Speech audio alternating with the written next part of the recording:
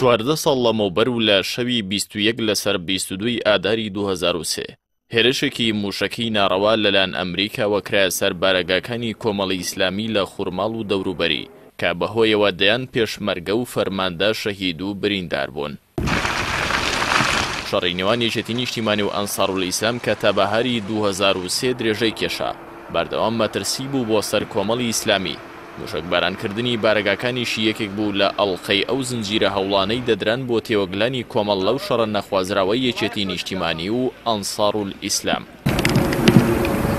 سەرکرداتی کۆمەڵی ئیسلامی دەیزانی ئەم شەڕە هەویرێکە ئاو زۆر دەکێشێت، بۆیە ماوەیەک لە هەوڵدا بوو بەر لە هەر ڕووداوێکی نەخوازرا و تێوەگلانی لە شەڕ میانگیری لە نێوان هەردوو لانی شەڕکەر بکات و هەوڵی چارەسەرکردنی کێشەکان بدات، بەڵام بێ ئەنجام بوو. دواتر ویستی بۆ خۆپاراستن لە پریشکی ئەم شەڕە لەگەڵ یەکێتی بگاتە ڕێککەوتن و سنوورەکە چۆڵ بکات، بەڵام لەگەڵ یەکێتی نیشتیمانی لەسەر ئەم شوێنەی کە کۆمەڵ دەیویست بارەگاکانی بۆ بگوازێتەوە پێک نەهاتن. هەر لە سەرەتای دەستپێکی هێرشەکانی ئەمریکاش بۆ سەر عێراق ئاشکرا بوو بنکە و بارەگاکانی ئەنساڕول ئیسلام بەرپەلامار دەکەون، لەبەرەوەی ئەمریکا ڕایگەیاند بوو سەدام حوسێن پەیوەندی لەگەڵ سەرانی قاعیدەدا هەیە. هەروەها کۆڵن پاول وەزیری دەرەوەی ئەمریکا لە نەتەوەی گرتوەکان ڕایگەیاند کە ئەنسار خاوەنی کارگەی بەرهەمێنانی چەکی کیمیاییە لە خوڕماڵ. هۆکارێکی دیکەش ئەوە بوو بە پێی زانیاری ئەوان هەندێک لە موجاهیدینی عەرەب و ئەفغانی کە لە ئەفغانستانەوە هەڵاتبوون هاتبوونە سنووری ئەنسار و لە بیارە و دەوروبەری. کۆمەڵی ئیسلامی بۆ ڕەتکردنەوەی ئەو زانیارانی باسییان لەبوونی چەکی کیمیایی لە خوڕماڵ دەکرد. ژمارێک ڕۆژنامەنووسی کەناڵە عەرەبی و جیهانیەکانی بانگشتی سنوورەکە کرد بۆ ئەوەی ڕاستیەکان ببینن. دیارە هەندێکیان پەیوەندیان بە دەستگا هەواڵگریەکانەوە هەبوو.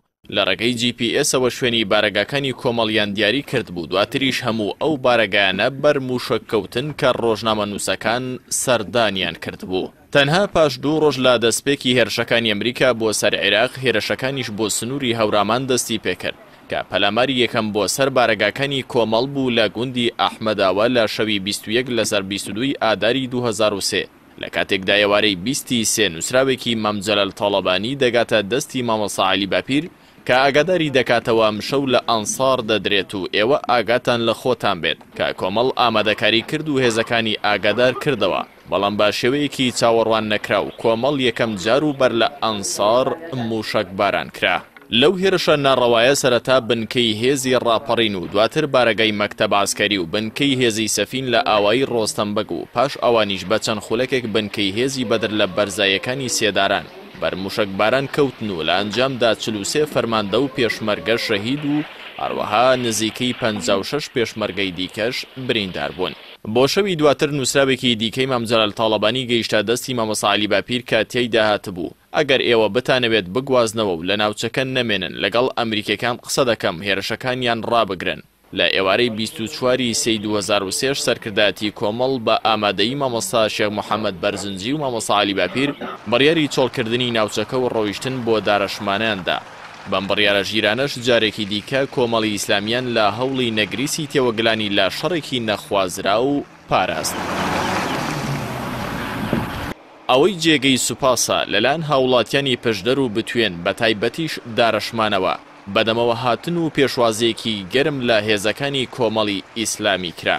تا ئێستاش کۆمەڵی ئیسلامی ئەو پەلامەرە بەستەمێکی گەورە بۆ سەرخۆی دەزانێت و بەردەوام لە هەوڵدایە بۆ وەرگرتنی قەرەبووی قوربانیەکانی لە ئەمریکا.